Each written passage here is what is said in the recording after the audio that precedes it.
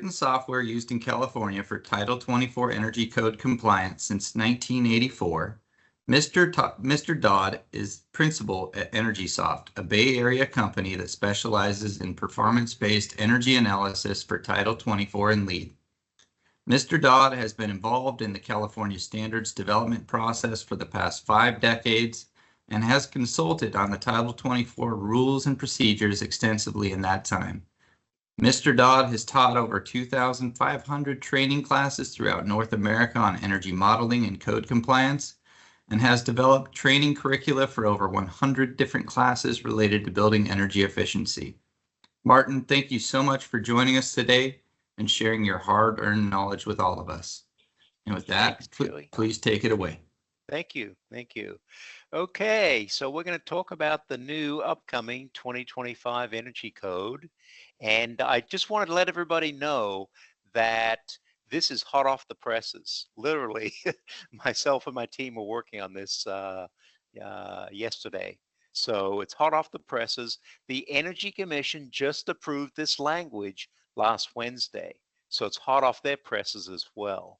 So there may be some little tweaks that they do in the background between now and the final code implementation.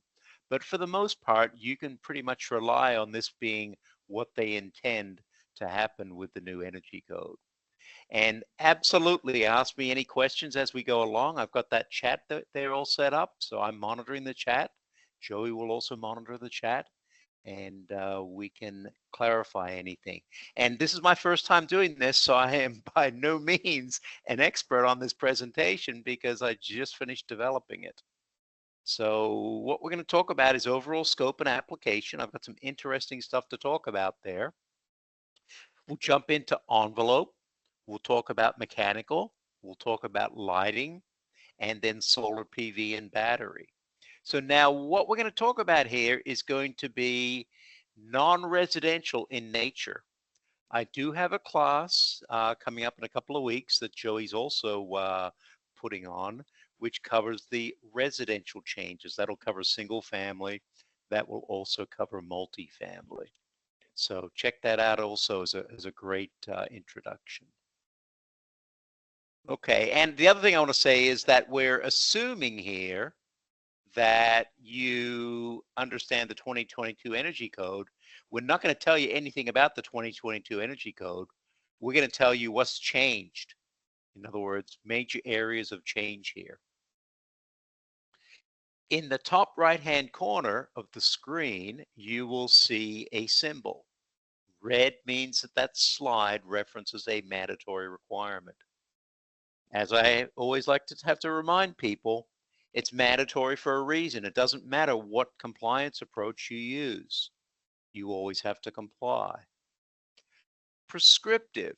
Okay, that's one approach to compliance, and we certainly use prescriptive a lot. With performance, we're talking about the computer performance approach, trade-offs, and things like that. So there's 3 different ways that you can go about this. Or excuse me, 2 different ways you can go about this, prescriptive or performance. Mandatory is always in place. So when you see that symbol in the top right-hand corner, make sure you pay attention to what color it is, because that has a lot of impact on what that slide means. Okay, so let's talk about what's new overall here. Okay, and we're going to discuss here our occupancy types. I think you guys already know this, but these are our occupancy types that we're going to talk about today. And there's a new occupancy type that's been added into the 2025 Energy Code, and then now applying it to L occupancies, laboratories. So you'll find some interesting language throughout the code that's applicable there. We're not going to talk about anything multifamily in nature. We're not going to talk about anything single family in nature. Those are those ones at the bottom there. But hotel, motel, of course, would fall under this code. Okay, and the intended implementation date for this code is January 1, 2026. The Commission always adopts the code prior to the actual implementation date. So that's why we call it the 2025 Energy Code. It goes into effect 2026. And it's based upon permit application date, as it always has been. So if you apply for permit before that date, you're under the 2022 code.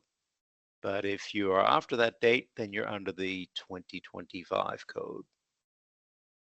Now, the information I'm presenting to you is all posted at the Commission's website. That's where I got the information for my presentation. Hey, there's the hyperlink. You're going to find a very small amount of information at their website because we are right on the very cusp of this just coming out. So you won't find any forms, you won't find any compliance manuals, you won't find an official copy of the standards. You'll find a bunch of documents that basically lead into what I'm presenting here. That information will evolve over the next 18 months. Okay. Now, this is interesting. We have an evolution going on here in the way we rate the performance of buildings. So for a lot of years, since 2005, in fact, we've used this concept called TDV energy. And you may be groaning at this next slide that I'm about to present to you, but I will make a case for it as being a consolidation of the general concepts that we've got going on here. But anyway, the idea was we had time-dependent valuation, TDV energy, which takes into account peak power generation, takes into account consumption, and we also had source energy. Okay? Now, the new code introduces a whole new term. So if you're running the performance approach, you're going to get used to using the term LSC. Okay, now don't cringe too badly at me, because I know the term is long-term system cost, but that's how you're going to measure the performance of your building in the new performance approach. It's used for new construction, it's used for additions, it's used for alterations. So we see this LSC consistently across all the different building types. We see it across the single family, the multifamily, the non-residential. We see it consistently across new construction, additions, and alterations.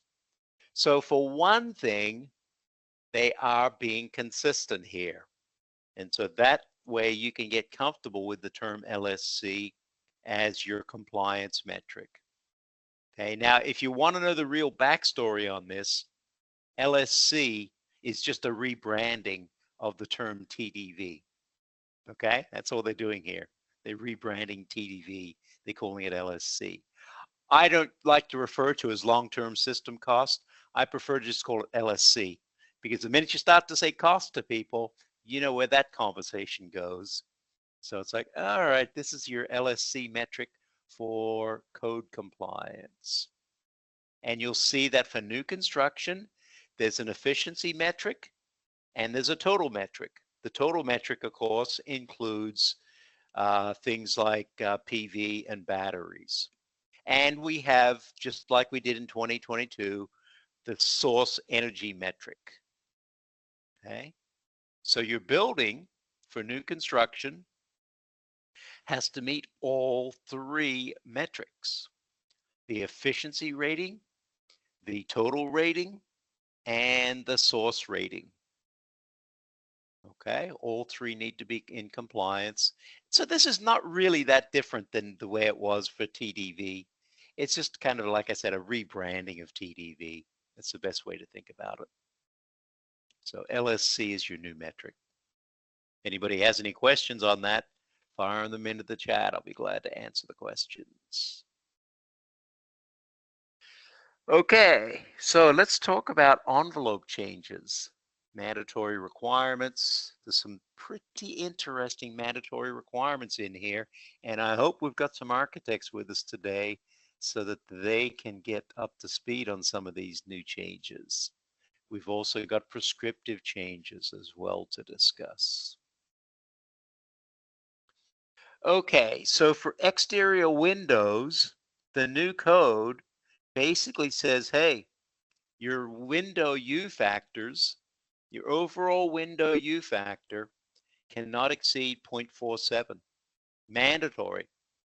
Okay, mandatory. So you just can't come along and say, well, okay, here's this bad window. I'll get it to work with the performance approach. Nope. What that means is you can't use default tables. You can't use any of the table 110.6a values at all in the new code. That means you're going to have to go get the actual NFRC rated value for that window. Okay? Now, there are certain exceptions.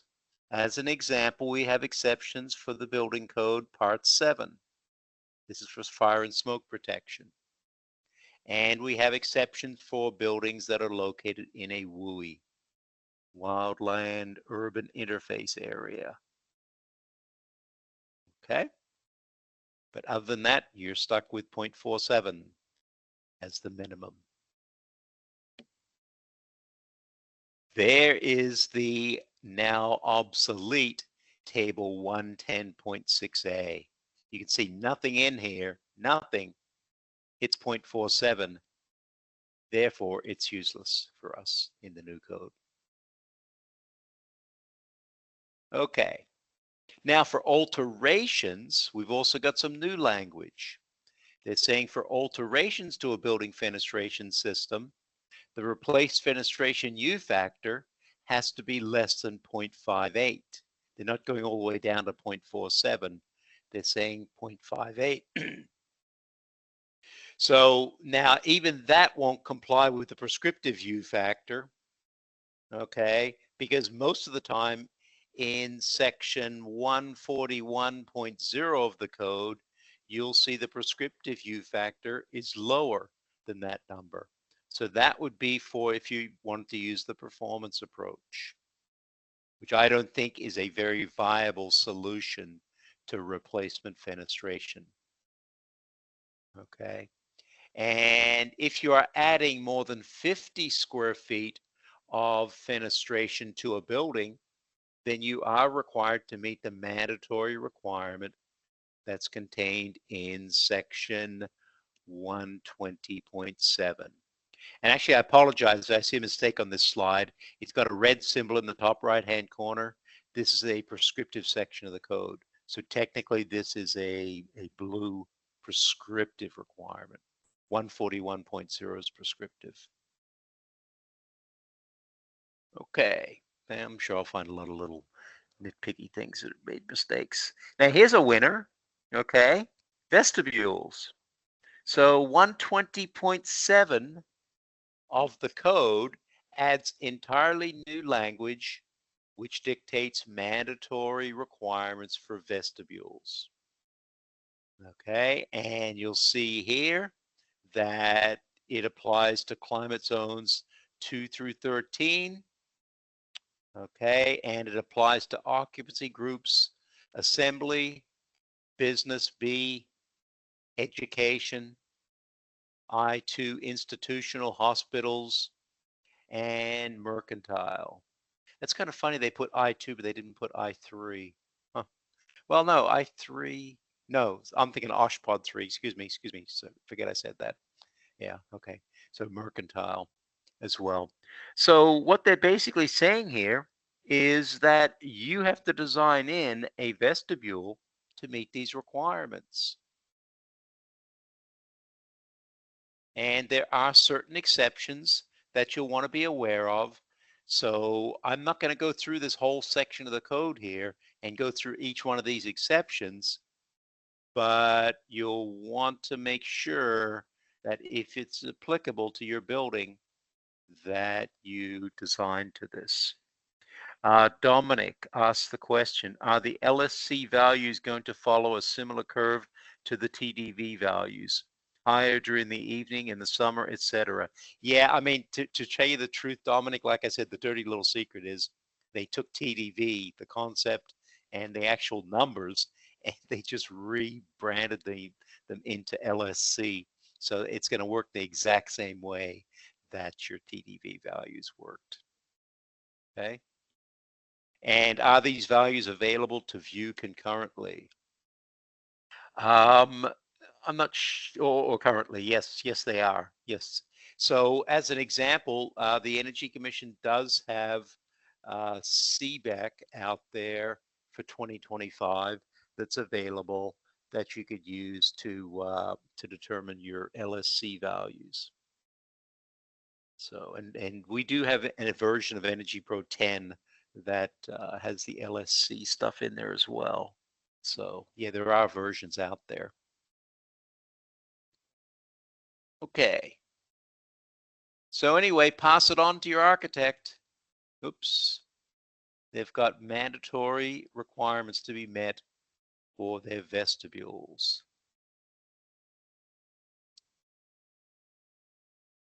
Okay, now prescriptive changes, you're going to see that they are tightening up the building insulation requirements again. So you can see here for metal buildings, for wood framed and other buildings, the roof tables here in the prescriptive section of the code are all more stringent. We're seeing a 0.038 U factor for metal buildings. We're seeing a 0.028 U factor for wood frame buildings in many climate zones.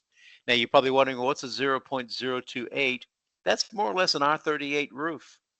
Okay, so last year's or current standards are about R30 insulation. So they're cranking the insulation on the roofs for non-residential buildings up into the 38 range. You'll also see that we've got new requirements for metal building walls as well as wood frame walls. You'll see much lower U factors there. Okay, as an example, let's look at climate zone 12. 0.053 is the new wood frame U factor requirement. Zone 11, 0.042, aka you're going to need more rigid insulation on your wood framed wall to meet this requirement. So Raleigh asks a question, what constitutes a vestibule heating and cooling system? Would an HVAC unit that serves a vestibule occupancy and a small section of open offices need to meet the vestibule requirements? Yes, it would. Yes, absolutely. Absolutely. But keep in mind here, let's go back and look at this real quickly. Okay, keep in mind that the requirements here for the vestibule are mostly envelope related other than the set points. Okay, so the vestibule obviously has to maintain a temperature, heating temperature that's below 60 and a cooling temperature above 85.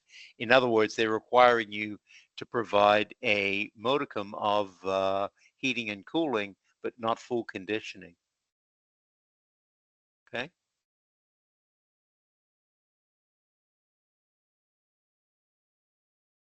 But I think the more interesting stuff relates to the design of the actual vestibule. So, okay, and I'm actually a little surprised that they put this into the code because it's not like we're in Chicago. Okay. All right. Yep, we're gonna skip over that. Okay. Anybody got any questions on the envelope? That's all the new stuff. Now let's talk about mechanical as well as covered processes. Okay, covered processes we'll cover at the end. So you're going to find in section 140.3, sorry, that's 140.4. They put the wrong section number up there. Okay, there's another typo I need to fix. You're going to find a sprinkling of ASHRAE guideline 36 requirements added into the prescriptive section of the code related to VAV systems, related to economizers, your supply air temperature resets, your DDC logics, et cetera, et cetera. Okay, and this applies to new or replacement components to existing systems. Well, excuse me, it doesn't apply to replacement components, only applies if it's a replacement system. Excuse me. Okay, so I'm not going to go through all those sections in there because that's sprinkled throughout ASHRAE Guideline 36. Okay, and finally, the code has caught up with AHRI 1230 ratings for VRF systems. Okay, a lot of manufacturers have been struggling with what's written in the 2022 code in terms of the EER requirements. Okay, they have updated this to the new testing requirements that the DOE has put out for the VRF systems. And so what you'll see as a result is you'll see lower EER requirements for the VRF systems. Okay, so not lower IEERs, but EERs. And that's because they got different testing conditions. Okay. And you'll see the same thing here, 110.2G, mandatory measures, same deal. We've got the new rating conditions, EER. We've got also the new HSPFs for the VRF heating mode of systems. You'll see 7.7 HSPF for the systems when they are under 65,000 BTUH. And this is kind of like a almost like a deja vu, because you can see here this test procedure applies to anything rated after 1/1/2023. So it's like, yep, we know about that. It's in effect right now. So I mean, fundamentally, you could almost say, well, this kind of applies right now. Okay. Now, they mucked around with the 120.1 ventilation requirements. And what they basically did is they redid the tables. So that's table 120.1A at the bottom there, an excerpt. And they redid the tables to include an occupant density and to include an area-based ventilation. So your ventilation will be the larger of the occupant-based ventilation, which is going to be the number of people times 15, and the area-based ventilation, which is the square footage times the CFM per square foot. That's not rocket science. In fact, that's been around. They had that back in the older code. They just went back to the older codes. It's kind of like a Back to the Future thing. Okay. You're probably thinking, well, does that mean my ventilation rates have changed? Nope, they haven't. Okay.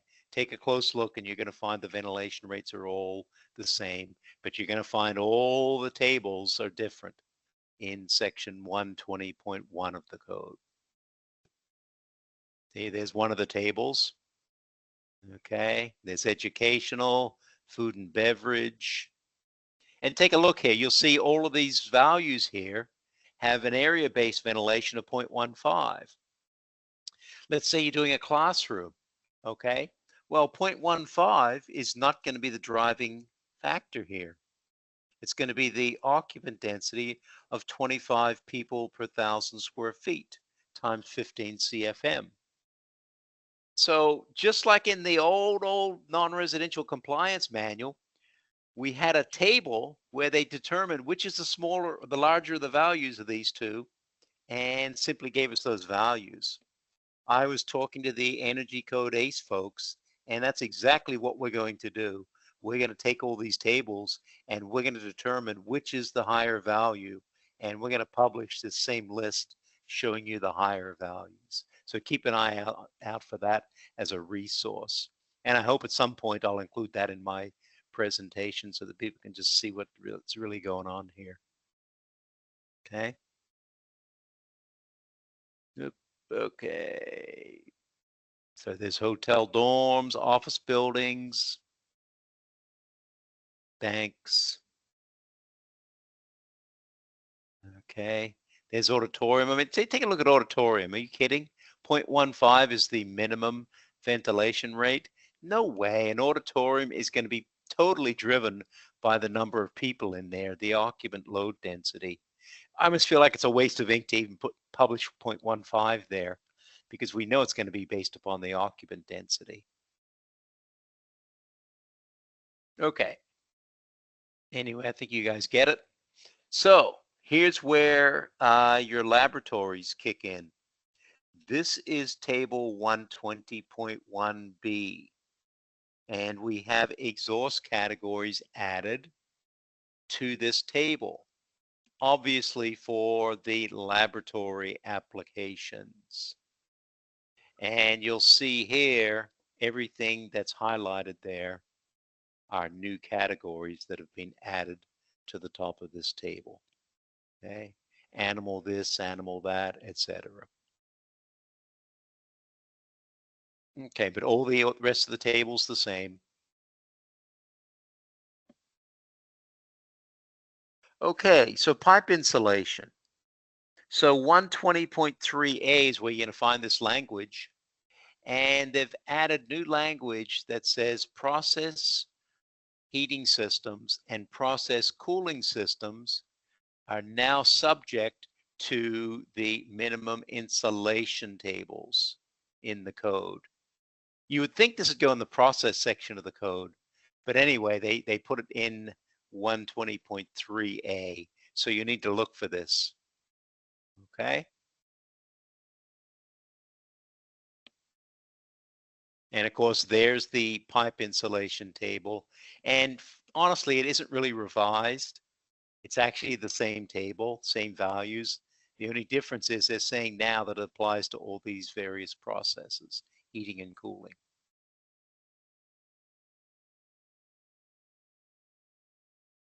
Okay. Now this one, we are in 140.4 of the code, the prescriptive section. And this is a was a very contentious bit of language in the code. There was a lot of comments written into the Energy Commission objecting to this language. Okay, however, guess what? The commission stuck to their guns and it made it into the final language. Okay, so here's what it says. 140.4A3 says that, hey, if you're doing an office or a school, and said office or school is under 150,000 square feet, or sorry, if the school is under 150,000 and the school's under 4 stories, then it's subject to these requirements if it's in zones 1 through 5, 8 through 16.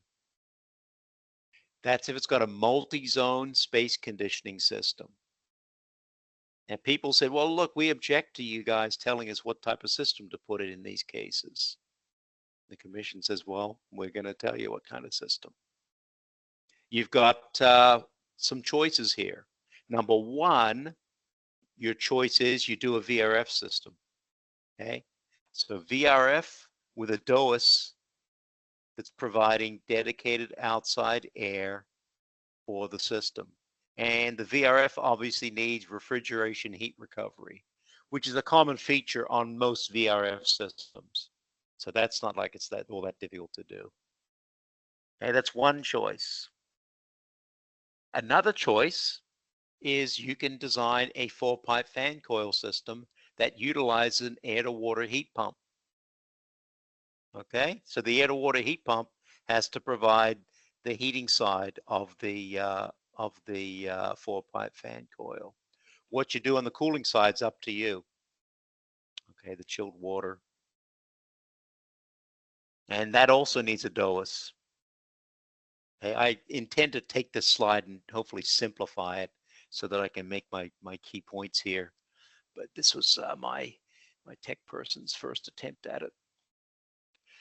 You can do a VAV system as long as it uses an air-to-water heat pump to provide the terminal reheat. Okay, in other words, your hot water is fed by the air-to-water heat pump. Okay, and you can see there's various restrictions here. One of the biggies on this one is that you need to use parallel fan-powered boxes for perimeter zones. I don't know about you, but parallel fan-powered boxes are not the norm. I mean, any of you guys out there designing parallel fan-powered boxes on your VAV systems? Okay, so you get my point. And Joey just pointed out they have a course on heat recovery coming up on 11/6. Excellent. That'll tie in nicely to that. Hopefully they'll talk about these air-to-water heat pumps a little bit. Okay, so there's your VAV option. I don't see that as being a normal thing to do. I'm just saying. Your next option is to do, come back, is to do a dual fan, dual duct system. Okay. So I have not seen a dual fan, dual duct system come across my desk in well over 15 to 20 years of time. I haven't seen a dual fan, dual duct system. So that is not at all what I'm seeing as the norm. However, that's one of your options. So you might look at this and go, well, there's options on there I'm not going to do. Then you say, okay, then you have to do the performance approach. Okay, this is a prescriptive requirement. Okay. All right, and I'm surprised I'm not seeing more chatter on that one, but maybe it hasn't sunk in yet. Okay. Let's talk about your cooling towers. Okay. So they've got new prescriptive requirements, and actually there's new mandatory requirements that are highlighted here as well up in 110.2, and that revises the calculation on how you do the cycles of concentration. Okay. So does that apply to every office and school building in climate zones 8 through 16, regardless of square footage? So it's ones that are under 150,000 square feet. But yes, it would. Yes, it would. Yep. Why do you think this is why people were writing in saying, what are you guys doing here? What is this? We don't agree with this. So there's a lot of pushback on this, but the Energy Commission they held their ground on it and stuck with it. So remember though, Riley, that this only applies to multi-zone system designs. Okay, so if you're doing a single zone rooftop RTU, you know, it's a single zone, it's got VAV or whatever, that's fine. It's still a single zone system, then it wouldn't apply. If it was a true VAV, a multi-zone VAV, then yeah, it applies. So, okay. So new calculations for cycles of concentration on your cooling towers, 110.2E. Okay. Now, new calculations in 140.4 for your prescriptive compliance on the cooling tower performance. Okay, these numbers down here at the bottom of the table, in most cases, were 60. In many climate zones, they've now upped the efficiency on these in terms of GPM per horsepower to as much as 80.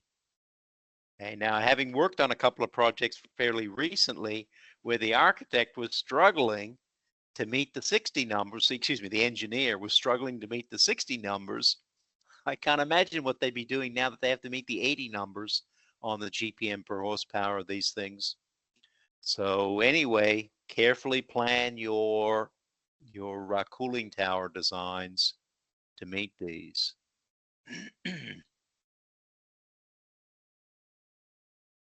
Okay, and tying into Joey's course on 11.6, we now have in 140.4 subsection S a requirement for simultaneous mechanical heat recovery in new buildings with cooling loads above 200 tons and service hot water requirements above 2.2 MBH.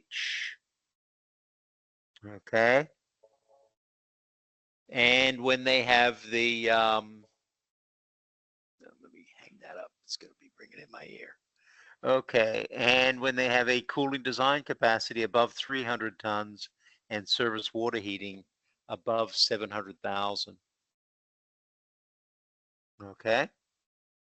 You've got to include a heat recovery chiller as defined in 140.4 S1B. And that has to provide heating, preheating of service hot water. So you'll want to take a close look at that language in there. I did not come along and paste in every single detail of these new clauses in the code, but they are significant in some cases. Okay, now 120.6K process loads section of the standards. It's now mandatory in any new commercial kitchen that you must make that kitchen electric ready. So they're not going to limit you from putting in natural gas equipment in the kitchen, but you are going to be required to provide the necessary infrastructure to allow for that equipment to be replaced with electrical equipment. Okay, and you'll see we're not just talking about actual breaker space and all that. We're talking about panel capacity. We're talking about the service feeds over to where the equipment is. Okay, the necessary wiring, et cetera, et cetera. So that's actually a good one for kitchen designers. Okay, and I'm not sure I quite understand that. Exceptions, all electric commercial kitchens. Well, if it's an all electric commercial kitchen, then you obviously already have it electric ready. So that's a great example of an exception I need to take off there. Is that what they're talking about? Okay. All right. You guys ready for this one? Your HVAC alterations. Okay, here's what we're talking about here. You've got a project, let's say it's a strip mall, and they're going to replace the RTUs, the rooftop units. Okay? And this applies to retail, grocery, schools, offices, financial institutions, and libraries. All right, so you're going to take and replace that RTU. Here's what it says. All right, you can put in a single zone heat pump. In other words, you put in a heat pump unit, say a 3-ton heat pump, 4-ton heat pump, whatever. Or you can put in what they call a single zone AC1 unit. And that basically consists of a furnace air conditioner that includes the variable speed fan, or it's a dual fuel heat pump with the variable speed fan.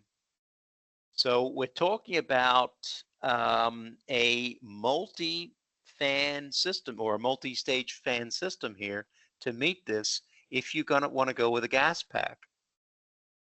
Now this gets interesting because let's get into the scenario. Let's say you've got a 2-ton rooftop, just as an example, and you take off that rooftop and you put a replacement up there. Well, does any manufacturer make a 2-ton gas pack currently that has the multi-speed fan system? I don't think anybody's got them out there. I don't think those occur till you get into the 3-ton units, the 3-ton RTUs. So in certain sizes, you're really going to have to go with a heat pump. Okay. And of course, the economizer is subject to 140.4E, which means if the system is 3 tons or above 33,000 BTUH, okay, it has to have an outside air economizer as well on the replacement. So that's an interesting slide for the replacement rooftop market. Okay, now there is an exception that says if that alteration is going to exceed the main service panel capacity, then you don't have to do it. In other words, let's say putting the heat pump on is going to exceed the service panel capacity, but that will have to be documented by a licensed mechanical electrical designer, electrical engineer, to meet that exception. You don't just get to say that to the enforcement agency. So more or less, your best choice here is going to be the heat pump, but there may be some situations where the heat pump's not going to pencil out, and then you're going to have to weigh your options for that single zone air conditioner system that has the variable speed fan capability. Anybody have any questions on that? Okay, excellent. All right, so let's go ahead and take a 10-minute break. And let me answer Dana's question here. Does the new commercial kitchen requirement apply to only new buildings? Yes, yes, yes, yes. It only applies to new buildings. Yes, the all of the electric ready is only for new buildings. Thanks for asking that question. Okay, so 10-minute break. What time we got here? It's 11:45, so 11:50.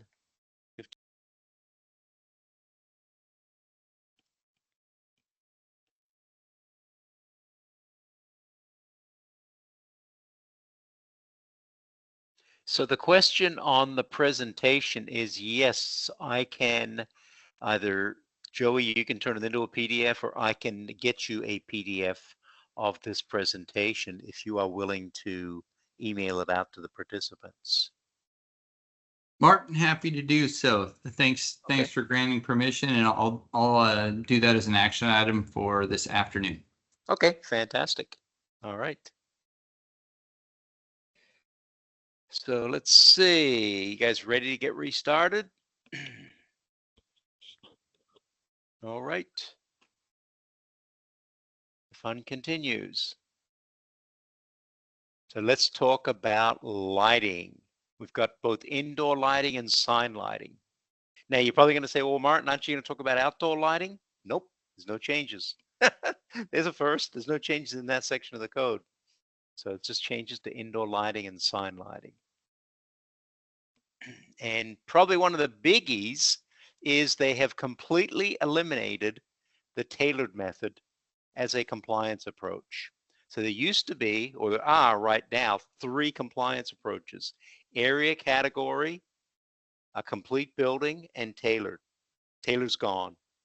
Okay, so what they've done to replace tailored is they have given you additional display lighting and floor and wall display lighting allowances in the area category table. Okay, so that's a lot simpler from the software, from the forms, the reports, etc. So what you'll see is these display lighting categories added. Here we have convention, conference, multi-purpose, and meeting areas. And you'll see it's based upon the wall display mounting height or the floor display mounting height. And you can take both a wall display and a floor display depending upon the mounting height. And it's a certain watts per linear foot for wall display. It's a certain watts per square foot for the floor display. This is the area category table. New categories added to it, new display categories. Okay, you'll see similar updates to dining, lobby, main entry, retail sales area, They've added display lighting categories there as well. Okay, there's dining. There's lobby. There's retail sales as well as grocery. Okay.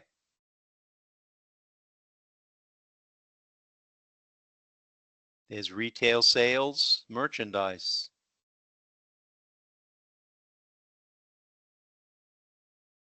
And sign lighting. So this is easy peasy. I don't think anybody's going to complain about this, but there are only 2 acceptable sign lighting technologies going forward in the new code. One is LED, obviously, and the other is neon. So they've removed the options to install high pressure sodium, metal halide, fluorescent, and compact fluorescent. So those are the only sign lighting options available.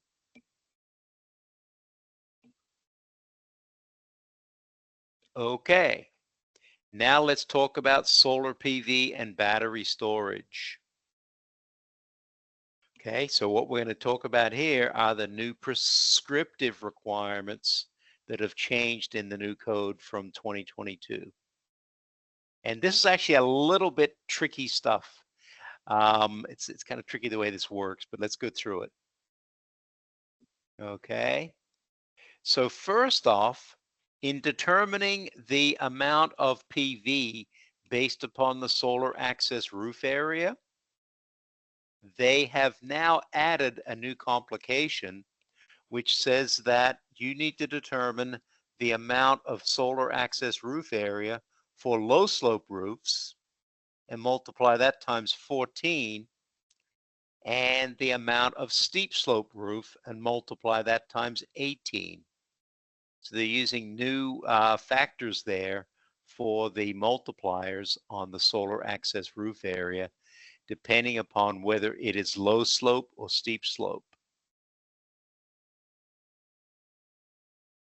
In addition, they have completely revamped table 140.10a. These are the PV capacity factors, and you'll see off to the left side, there are new categories that trigger PV requirements. And some have been removed, quite frankly. Auditorium, as an example, has been removed.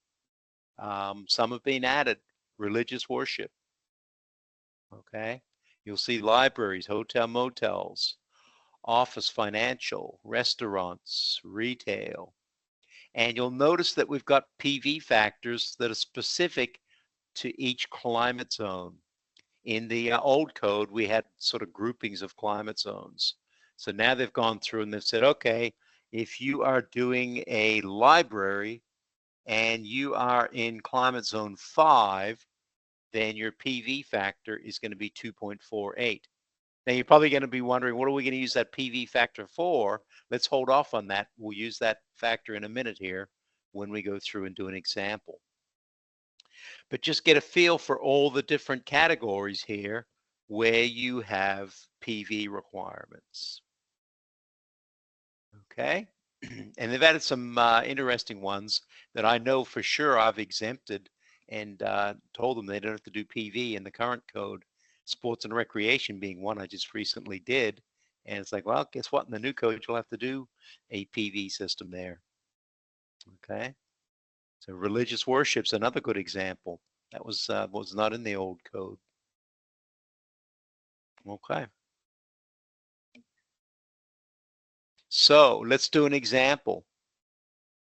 I specifically chose this example because it's a great one in terms of ambiguity. Okay. We're doing a new gymnasium. So is a gymnasium a sports and recreation building, or is it a school building? And I won't answer that because that's up to the enforcement agency as to whether that's interpreted as being a sports and recreation or school. And you're probably thinking, well, does it even matter? Let's go back and look at the table here. Okay, So sports and recreation for climate zone 6 has a 1.84 PV multiplier. School has a 1.63. So yeah, it does. It impacts how much PV is required if you call it school or if you call it sports and recreation. For this example, I got the interpretation that it is sports and recreation. So take a look down at the bottom here. Section 100.1 of the code has added definitions in here for each of these categories shown in this table I just showed you. Okay, so once again, all these categories here on the left side have been added in to 100.1 of the code. That way we have clarification. Okay, so our example is in climate zone 6. It's a one-story building. It's 100,000 square feet.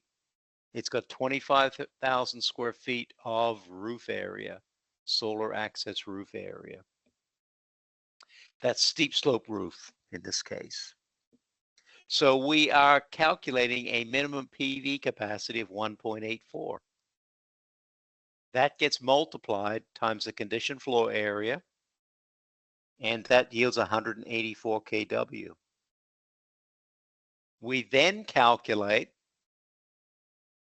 the SARA, which is 25,000 square feet, times 18, that's that number I showed you earlier, because it's a steep slope roof, that yields 450 kW. We use the smaller value here, the 184, as our PV size requirement. I want to emphasize here to everybody, this is a prescriptive example. The performance approach actually uses slightly different factors, at least in the current code. I can't speak to the new code yet because the performance approach isn't out, but it's using slightly different factors to make these PV determinations. Okay, now they did update some of the PV exceptions, and these are pretty important updates. Number one, we have tenant exclusions. Okay, it's a whole new section in here when you have multi-tenant buildings. Okay, you don't count any tenants under 2,000 square feet. Okay, and you can see here the tenant space has an individual utility meter to track consumption. Okay, that does not include the electricity consumption of other tenant spaces in the building. Okay, in other words, the tenant is not on the main metering that's used for the building. So, and we also see an exclusion at the bottom here for if there is a community solar program, okay, or there's a program provided to compensate PV generation through virtual net energy metering. Okay, so that's new as well. It's actually kind of a rewording of the current exception. Okay, it's a rewording. So this is exception 5 was existing in the 2022 code. They've just clarified what exception 5 is the trigger points here. Okay. All right, the battery energy storage system. They like to call it a BESS. I like to call it a battery.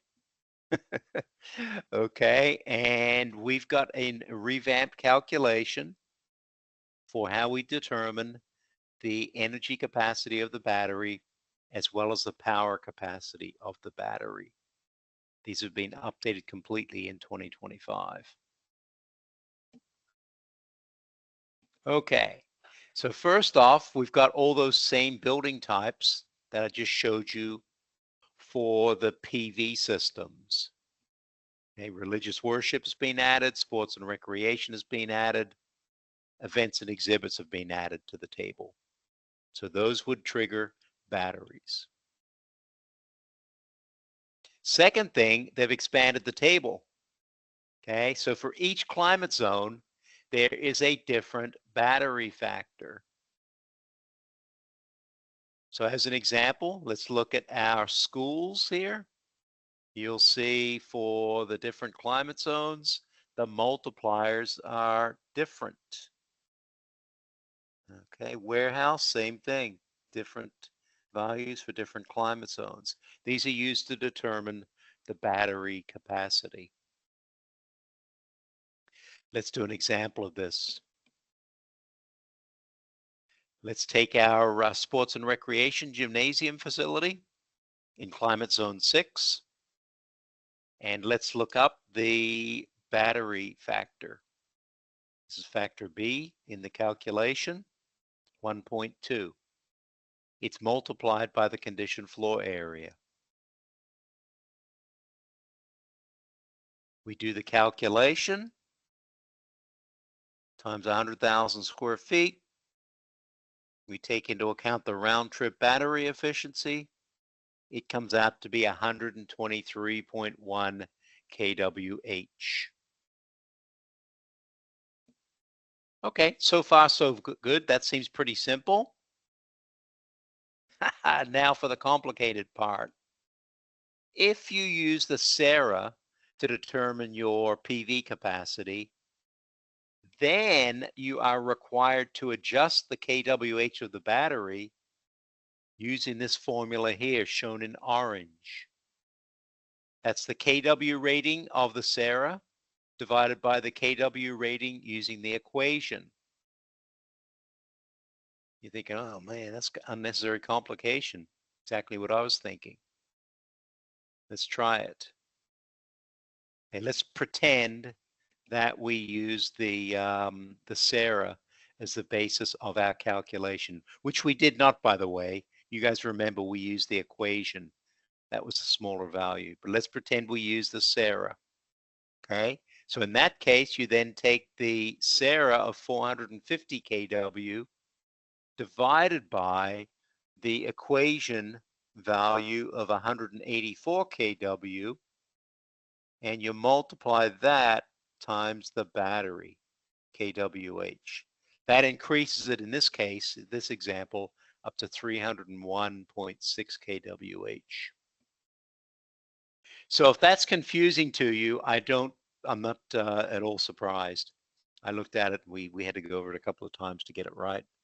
So anyway, you've got the slides here to explain it to you, our examples that explain it, and that's how the battery calculation would be done. Quite frankly, I'll be always straight up with you guys.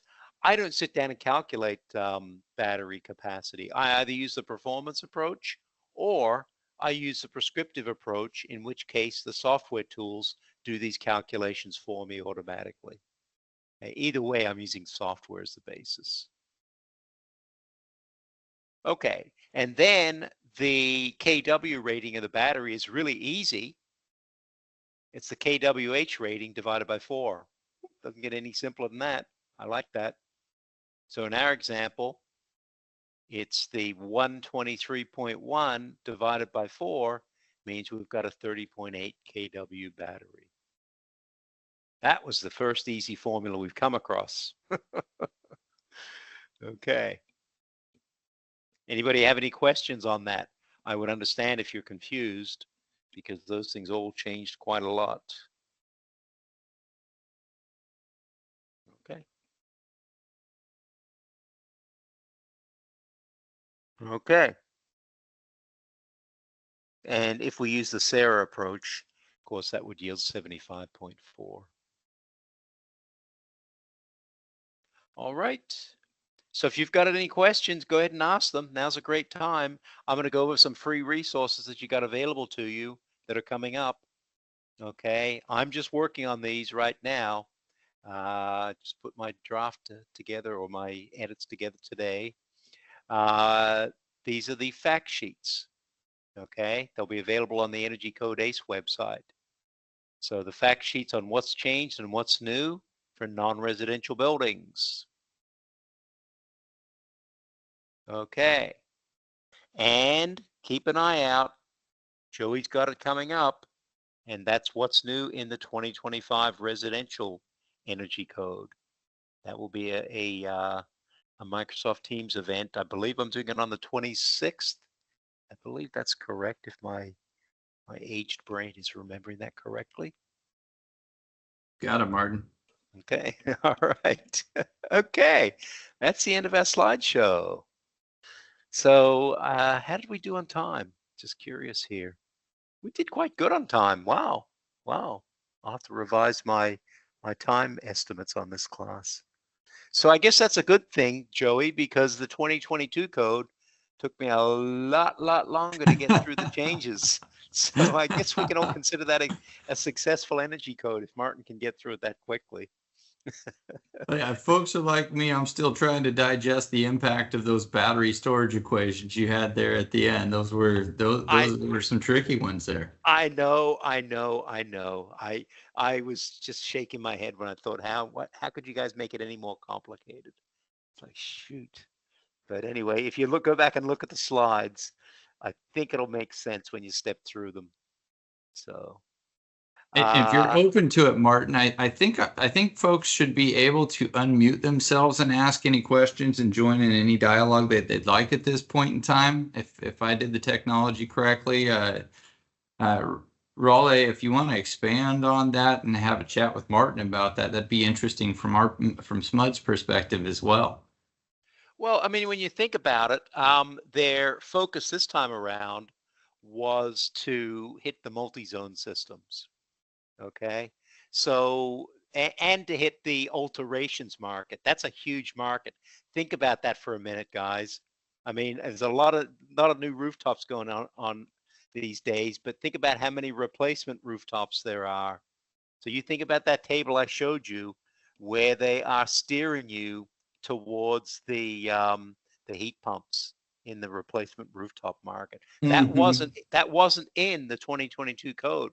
The 2022 code said, nope, you're off the hook. You don't have to do replacement heat pumps. But now the market or the code says, yeah, you do. Either that or you're gonna have to go do one of those variable speed fan systems.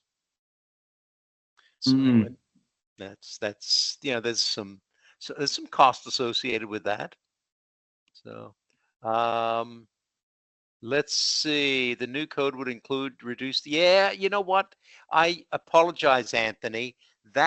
Those are edits that are working into my slide deck, and I know they're missing, and they have reduced the daylight trigger point down from 120 watts.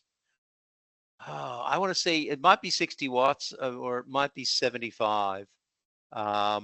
It was reduced though. You are absolutely correct. Yes, you are 100% correct.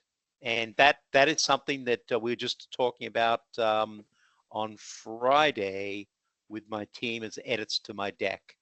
So they didn't make it into the sneak peek, but they are in the final language. Thanks for pointing that out. I forgot all about that. Yeah. So, okay. Do they still have a minimum PV size based on multiple room type building? So only a percentage of the total building is of the type needing PV. Yeah. So the way it works is that the 80% rule still applies. Let me go back on that slide. Okay. So let's go look at this real quick. Okay. So 80% of your building must comprise one of these occupancies listed here, 80%. So let's say I had a building that was 50% office, 50% lab. Okay, it's not triggered. That's not triggered because I didn't meet the 80%.